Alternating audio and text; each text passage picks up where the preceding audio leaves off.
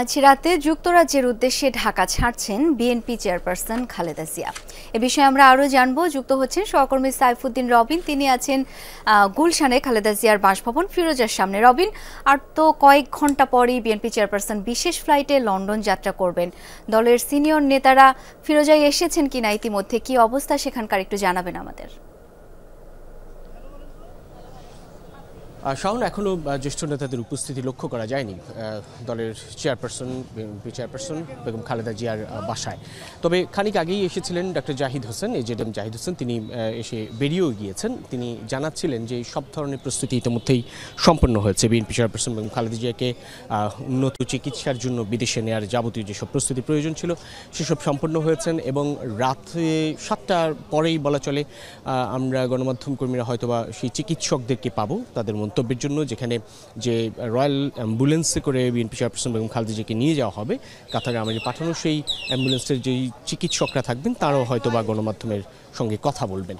যেটুকু জানিয়ে রাখার সেটি হচ্ছে, দল কিন্তু বেশ কঠোরভাবে নির্দেশনা দিয়েছে বিএনপি চেয়ারপারসন বেগম খালেদা জিয়ার এই বিদেশে যাওয়ার ক্ষেত্রে কোনো ধরনের প্রতিবন্ধকতা যেন সড়কে সৃষ্টি না হয় সে বিষয়ে। এবং সে কারণে রাত 8টার পর তিনি যখন বেরোবেন বাসভবনের সামনে থেকে, তার গন্তব্য যেটি হযরত শাহজালাল আন্তর্জাতিক বিমানবন্দর, সেই পর্যন্ত সড়কের দুপাশে যেন মহানগরের নেতৃবৃন্দ অবস্থান নেয় সেই নির্দেশনা বেশ কঠোরভাবে দেওয়া হয়েছে। তারপরে উৎসুক নেতাকর্মীদের উপস্থিতি আমরা লক্ষ্য করছি ফিরোজার সামনে। এবং রাত 8টা নাগাদ বিএনপি চেয়ারপারসন বেগম খালেদা জিয়া অ্যাম্বুলেন্সে করে বাসভবন থেকে বেরোবেন এমন একটি প্রত্যাশা করা যাচ্ছে। ইতিমধ্যেই তার সফর সঙ্গী এবং বিএনপি চেয়ারপারসনের কনিষ্ঠ সন্তান প্রয়াত আরাফাত রহমান কোকুরি স্ত্রী শামিলা রহমান, তিনি এসেছেন। এবং অন্যান্য সফর সঙ্গীদেরও উপস্থিতি আমরা লক্ষ্য করেছি, অনেকেই আসছেন। যেটি বলার যে এইখানটায় এই সফরে তার সঙ্গে থাকবেন 6 জন বিশেষজ্ঞ ডাক্তার, মেডিকেল বোর্ডের doctor FM Siddiqui, Shahabuddin Talukdar, doctor AZM Zahid Hossain, Nuruddin Ahmed, তার দীর্ঘদিনের ব্যক্তিগত চিকিৎসক ডক্টর আব্দুল আল মামুন, তারা থাকবেন। এবং সেই সঙ্গে তার ব্যক্তিগত কর্মকর্তা ও সহযোগীরাও থাকবেন। এছাড়া যে রয়্যাল অ্যাম্বুলেন্সে করে যাবে সেই রয়্যাল অ্যাম্বুলেন্সে 4 জন ডাক্তার এবং প্যারামেডিক্সও উপস্থিত হবেন, তারাও থাকবেন এই অ্যাম্বুলেন্সে। এবং এই বিমানটি রাত 10টায় ফ্লাই করার কথা রয়েছে হযরত শাহজালাল আন্তর্জাতিক বিমানবন্দর থেকে। এবং সেটি প্রথমে দোহায় অবতরণ করবে রাত 1:30টা নাগাদ। এরপর দোহা থেকে হিথ্রোর উদ্দেশ্যে আবারও রওনা করবে।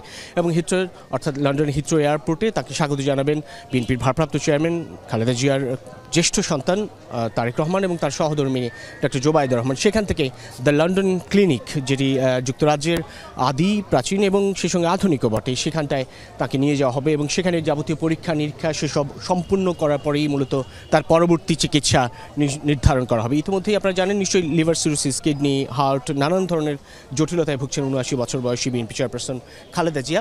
সেসবের পরবর্তী চিকিৎসা আসলে কী কী করা যায় সেসবই বিশেষায়িত হাসপাতালে চিকিৎসার যে দীর্ঘদিনের দাবি সেসবের মধ্য দিয়ে আসলে পূরণ হতে যাচ্ছে বলা চলে। এবং প্রায় 4.5 বছর আওয়ামী লীগ সরকারের শেষ 4.5 বছরে যে বিদেশি চিকিৎসার দাবি জানানো হচ্ছিল চিকিৎসক এবং পরিবারের তরফ থেকে, সেটিও আজ পূর্ণাঙ্গতা পেতে যাচ্ছে, এটুকু বলতেই হয়। শাওন। রবিন, অনেক ধন্যবাদ আপনাকে।